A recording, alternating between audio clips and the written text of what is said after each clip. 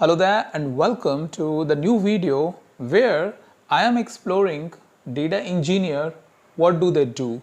So if you are one of those who are looking into the insights of data engineer role, what do they do, then this video is for you. So here in this video we will going to look at what are generally the roles and responsibilities of a data engineer, what are the skills that a data engineer should have, and then the salary that they withdraw, that we will look at in the end.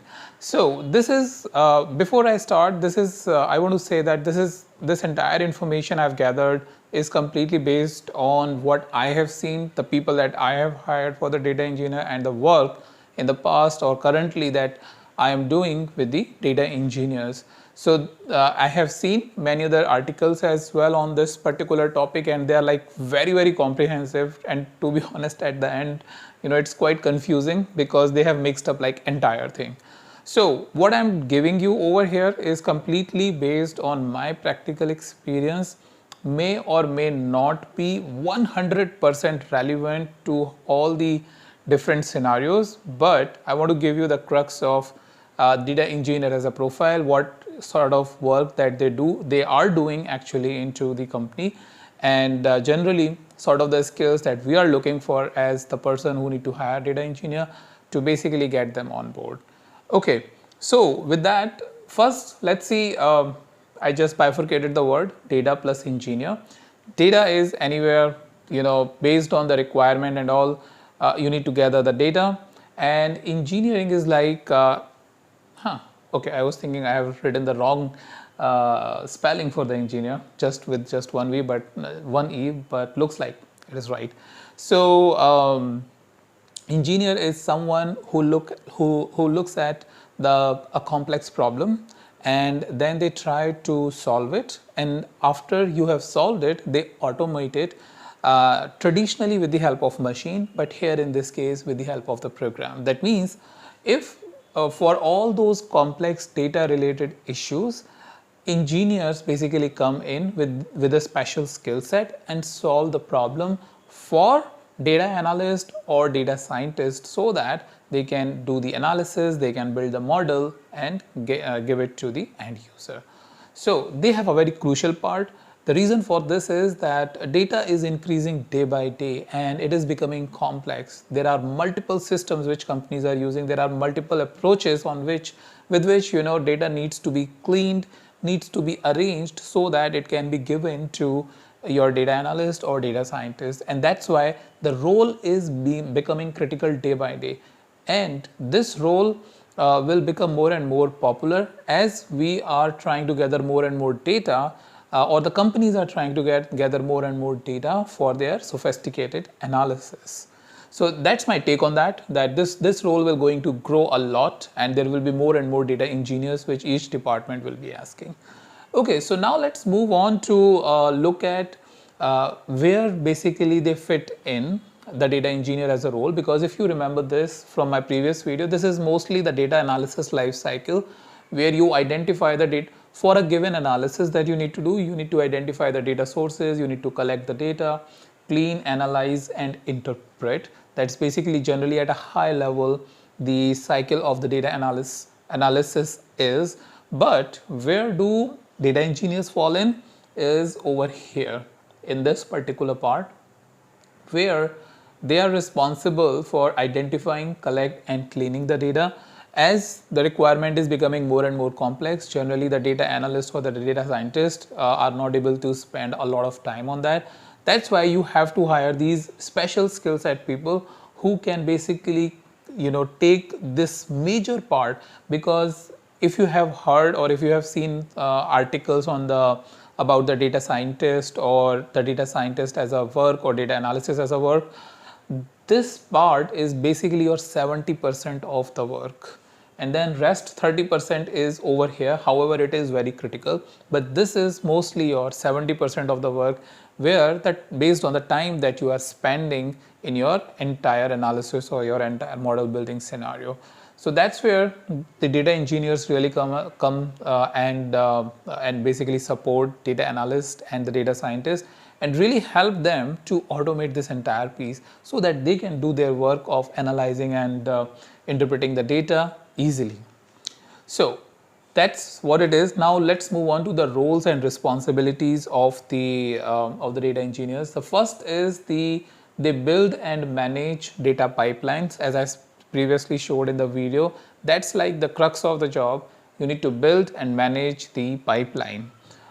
Then automation of data related issues. One of the tasks I often give it to my data engineers, or in the previous roles as well, I've given it to my data engineers, that whatever the data related issues are, we need to identify, figure it out, what are those steps, things that we need to take care, and then automate this entire piece. We don't want to do the same manual cycle again and again. And managing the data science infrastructure, yes, this is also one of the piece, because for whatever work that they are doing is basically for the data scientist and the data analyst, and need to make sure that you have the data infrastructure. Every data science team have a data infrastructure, and it needs to have some sort of a support or some sort of a governance as a system. And these are the guys, since they are day in day out playing with the data, so they need to make sure that they are talking with the IT or the relevant stakeholder, just to make sure that their infrastructure is managed properly. Then you have the ensure compliance and the data security, another part which they need to work with the IT, just so that right data is given to right set of people, or right access is given to the right set of people. Then you have the maturing data sets with the new variables. So this part, the new variables, is basically given by either the data analyst or the data scientist, because when they analyze and interpret the data, they come up with the new requirements that, oh, I need this new variable based on some feature engineering or some more new business analysis which is coming into the picture. And what they do is, if it is becoming regular, then they take these new variables, all those calculation, and put it in the data set, so that the front end program or the front end analysis is not really becoming occupied. If you are having a little bit of Tableau background, or if you are having a little bit of SQL background, this is like an ongoing thing where you take the new calculations or the new logic and put it in the data set itself, so that you are not putting the calculation in the front end, which is impacting the performance.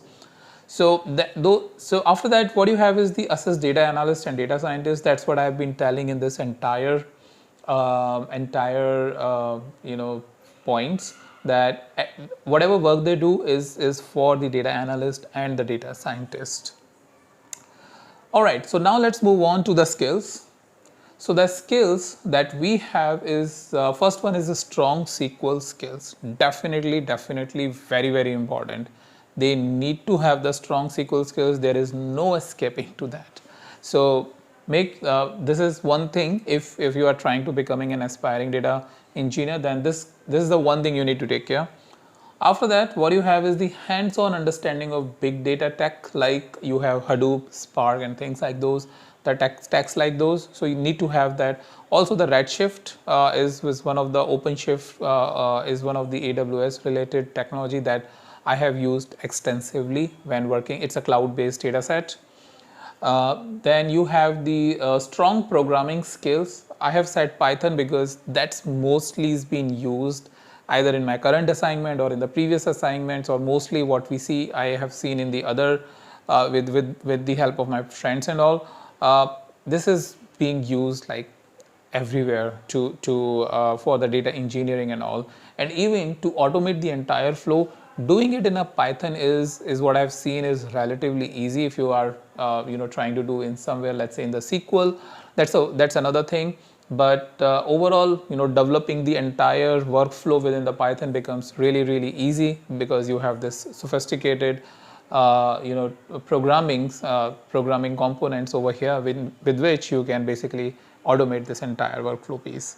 Then you need to have the good understanding of the NoSQL databases, because unstructured data is becoming more and more available with the help of the social media and whatnot. The companies are collecting that. So that is also one of the requirement which is coming or as a requirement that is being asked from the data engineer. The ability to learn the new tools and technologies as per the needs, very important. I mean, this is relevant whether you are a data engineer or a data analyst or a data scientist. Reason for this is technology is changing with at a very fast pace, and there is no single company which is using just one single technology all throughout their entire life cycle. They keep changing their stuff. I mean, I have, on an average, what I've seen is in every 2 or 3 years they're changing it completely, and you have to really learn it.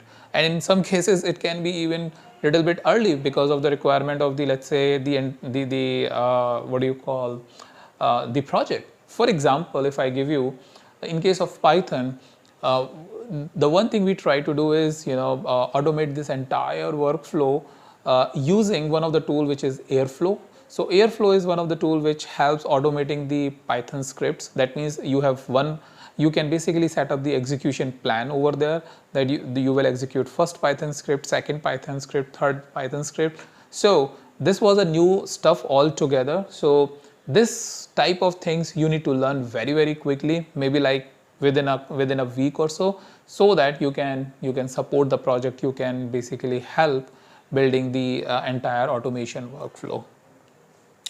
So, and finally, what you have, technology degree in computer science like BTech, BE will going to help you a lot in this case, because that will be covering your entire, giving you a solid base of the programming data structures and things like those, which, you will be further, upskilling yourself in like Hadoop, Python, NoSQL, SQL and other stuff.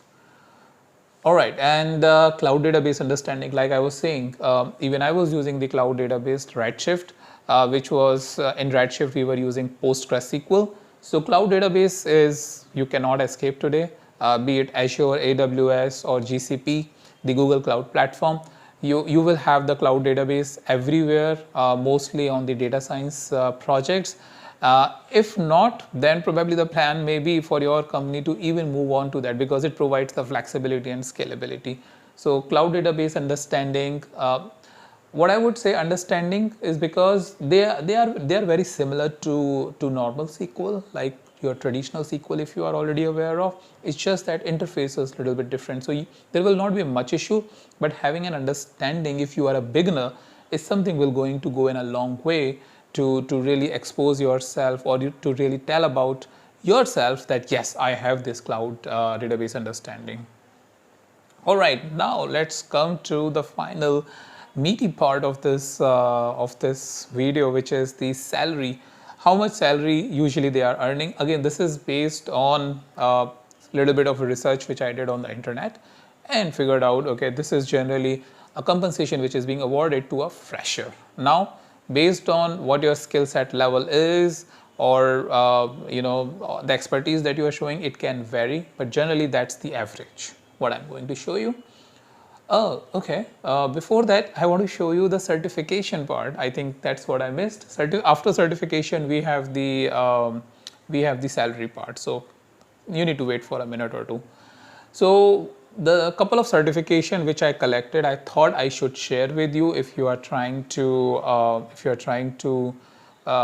do some certification or find the certification. One is the Google Cloud Data Engineer program.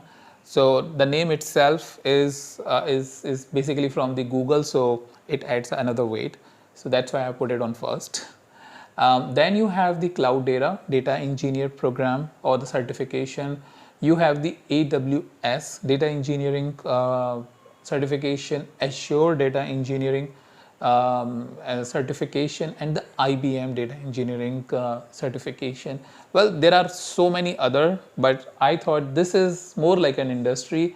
You really don't have to sell yourself if you are basically doing this, because everybody knows like these names when it comes to data science, big data, or data engineering. All right, here is your fun part. Salary for a fresher. If you are in India, then your salary can be between 5 to 8 lakh is something which is being offered, or generally a data engineering fresher is getting. If you are in United States, then your salary should be somewhere between $90,000 to $130,000. So this is again an average, right? So I just wanted to provide you an perspective so that you can make an informed decision as to or at least have some idea when you are trying to negotiate, let's say, your salary with the HR as to how much your salary should be. Also, I would suggest that I have given these based on my internet research. Even do your own internet research and think about it, because these variations is basically based on the type of industry. I mean, are you going in a consulting companies like Infosys, TCS, which is India-based companies, or you are going into captives, or you are going into some sort of a product organization setup, or you are going into a completely startup, right? So it can vary a lot. However, generally, if we look at the entire big ecosystem, this is what your average is. So that's mainly I wanted to show you in this video, wanted to give you my perspective of it, as to what data engineer skills are, what usually the roles and responsibilities, certification that you can do, and finally the salary piece. Let me know how did you find it. If you still have any question, I'll be more than happy to answer. Let me know in the comments what your question is, and if I'll answer there. If I will think that's more relevant for a broader audience, then I'll create a video for you. So with that, thank you so much.